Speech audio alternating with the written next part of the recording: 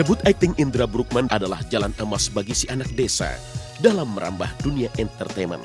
Karena dari sinilah sosok dan akting Indra mulai banyak diburu sutradara. Sebuah kenyataan yang membuat Indra makin percaya tentang arti sebuah perjuangan yang kelak akan berbuah kebajikan. Ada, apalagi saya ketemu sama Diana Pungky yang notabene dia sudah jadi artis top pada saat itu dan dia cantik banget. Dan di situ kita harus berperan sebagai sepasang kekasih, di mana saya merasa sangat canggung dan grogi. Setiap kali saya beradegan sama dia selalu keluar keringat segede-gede jagung. Tapi untungnya dia cukup baik, apalagi dengan adanya Eko DJ yang suka ngelucu, terus juga adanya Yusuf Surya. Itu yang akhirnya saya juga nggak bisa melupakan mereka.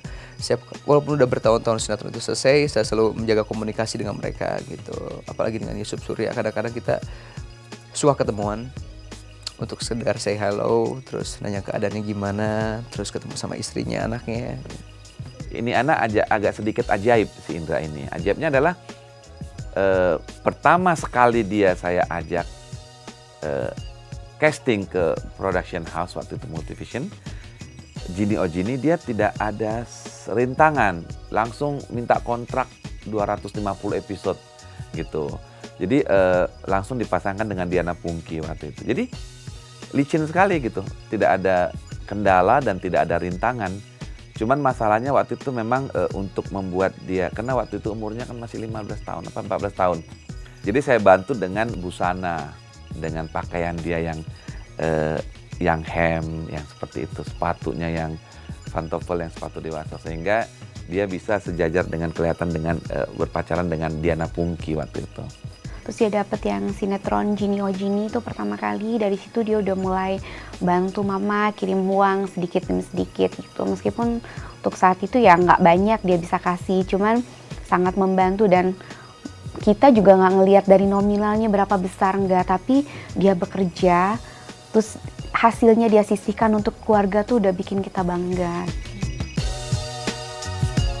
Usai membintangi sinetron pertamanya, Indra bagai tak terbendung laju nasibnya. Tampil berkali-kali di berbagai sinetron dan film layar lebar.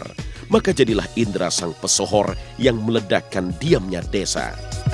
Oh, mereka sangat bangga, apalagi papa saya itu orang yang paling bangga sama saya. Karena beliau orang yang support sama keluarga, sama saya gitu kan. Beliau yang dari awal karir sampai dia melepas ke Jakarta, itu beliau yang paling exciting gitu. Setiap saya ada di TV, dia selalu mengharuskan kakak saya, adik saya untuk nonton tuh film, katanya gitu. Nonton tuh film itu bagaimana dia cari uang buat keluarga tuh dengan cara seperti itu. Jadi harus nonton gitu. Sampai kalau saya muncul di majalah, beliau selalu clipping. Itunya sampai taruh di dinding itu, waktu di rumah saya di Tasik sampai sekarang itu masih ada clipping yang beliau tempelkan.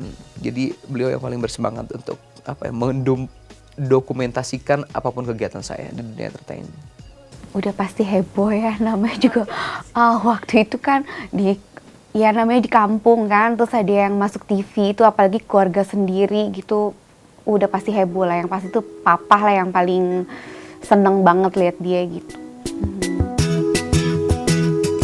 Terus-menerus menancapkan eksistensi berakting hingga terjadi hujan rezeki menjadi bagian terindah dalam kehidupan Indra Bruggman yang pada akhirnya menggiring Indra untuk bisa menemukan peran yang lebih menantang lagi. Kebanyakan saya dapat perannya tuh protagonis gitu. Baru belakangan ini saya minta sama produser untuk sedikit diberikan kepercayaan sebagai tokoh antagonis. Tapi banyak orang-orang yang mungkin sudah mengimajikan saya sebagai orang yang kalau dapat peran itu peran protagonis. Begitu saya dapat peran antagonis, banyak yang bilang kurang cocok. Tapi saya ngerasa bahwa di situ saya bisa menyalurkan emosi yang selama ini saya pendam. Karena saya harus tampil selalu tersenyum, walaupun sebenarnya saya agak sedikit nggak ikhlas gitu. Tapi di situ saya bisa menyalurkan emosi-emosi dan saya suka gitu kan dengan peran-peran antagonis. Karena setiap orang itu pasti ada sifat baik dan jeleknya, dan di situ saya bisa menurunkan sifat saya yang jeleknya. Saya juga pengen dapat peran-peran yang orang-orang psycho atau superhero, karena saya punya banyak keponakan, jadi saya pengen mereka juga bisa menikmati hasil karya syuting saya gitu. sejak dia membintangi sinetron, aktingnya bagus dan dia mau belajar. Setelah dia waktu itu dia main langsung dipasangkan dengan kayak semacam dengan Elma Theana gitu ya. Itu yang membuat keberuntungan buat si Indra.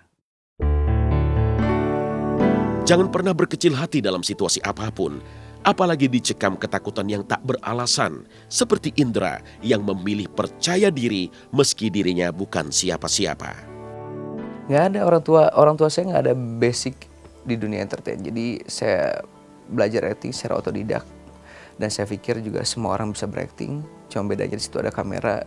Saya cuma berpikiran bahwa simpel aja bahwa setiap orang bisa acting, bahwa kita juga bisa acting. Cuma di situ bedanya ada kamera, ada skrip. Karena ini anak memang daya hafalnya jago. Terus tanpa sebelum dia belajar acting dia sudah bisa berakting gitu. Jadi waktu itu setelah dia terkenal beberapa judul, terus ada datang keluarga saya namanya Eka Storus, baru kemudian dia situ belajar acting. Jadi memang dia setelah dia menjadi bintang baru dia asah actingnya gitu. Kalau papa kelihatan sekali. Jadi kalau dia bangga itu tuh tidak akan berhenti diomongin terus. Itu apa namanya ya? Jadi setiap Indra muncul di TV itu sinetron itu papa dari babak awal tuh sampai selesai itu dihitung iklannya, jadi papa sampai hafal. Babak pertama iklannya sekian gitu. Terus kayak dulu kan zaman surat ya, dari fans tuh kan bentuknya surat. Itu papa tuh sampai setiap hari tuh papa bikin kayak bundelan gitu. Per hari dikasih tanggal, itu dikumpulin di rumah lengkap semua. Sampai sekarang di rumah Tasik aja masih banyak yang papa clippingin, yang sampai di frame ditempel di dinding itu masih banyak sampai sekarang tuh. Dari rezeki berakting, juga bintang iklan dan sederet acara off-air, maka kocek Indra pun terasa penuh. Dari sinilah si anak desa mengirimkan uang pada keluarganya sekaligus menyudahi babak derita dalam hidupnya. Ya mereka udah mulai dari mulai pindah-pindah rumah gitu karena nggak punya rumah, selalu kontrak dari satu rumah ke rumah yang lain. Akhirnya saya membelikan rumah sama mereka. Mereka bisa stay di satu rumah, itu udah buat saya sedikit agak tenang gitu. Walaupun saya di Jakarta belum punya rumah, tapi saya prioritaskan dulu rumah buat orang tua, buat adik saya tumbuh, buat kakak saya. Jadi tulang punggung keluarga memang udah dari dulu ya, udah lama. Karena semenjak dia punya penghasilan, mama papa kan disuruh berhenti bekerja gitu. Udah nikmatin hidup mama papa gitu. Jadi ya sudah cukup lama lah dia menjadi tulang punggung keluarga dan kami bangga gitu. Maka inilah realita yang benar-benar realita yang mengajarkan pada kita semua tentang indahnya bertekad baja. Indra bersyukur atas semua ini karena tak sia-sia rasanya memenangkan pertandingan nasib di ibu kota. Iya, saya sudah cukup membuktikan bahwa inilah pekerjaan yang paling tepat karena mereka juga sudah merasakan hasil dari pekerjaan saya ini. Saya bisa memberikan mereka rumah, mobil, adik saya kuliah gitu sampai lulus S1 sarjana hukum, ada adik saya 2 kan, saya sekolahkan gitu. Ya mereka sekarang udah ya inilah saya gitu kan dengan pekerjaan yang saya pilih. Kalau masalah suka kayaknya iya ya, alhamdulillah gitu. Jadi selama ini misalnya dia lagi vakum kan sinetron atau apa, tapi setiap kita pergi kemanapun gitu, itu dari mulai anak kecil sampai nenek-nenek itu masih yang ngejar dia minta foto apa, itu kan kita lihat berarti oh dia masih dikenal orang, masih dirindukan orang, disayang gitu. Jadi ya alhamdulillah gitu. Apapun yang Anda beritakan itu menjadi pedoman buat orang-orang, itu menjadi satu kepercayaan buat orang-orang.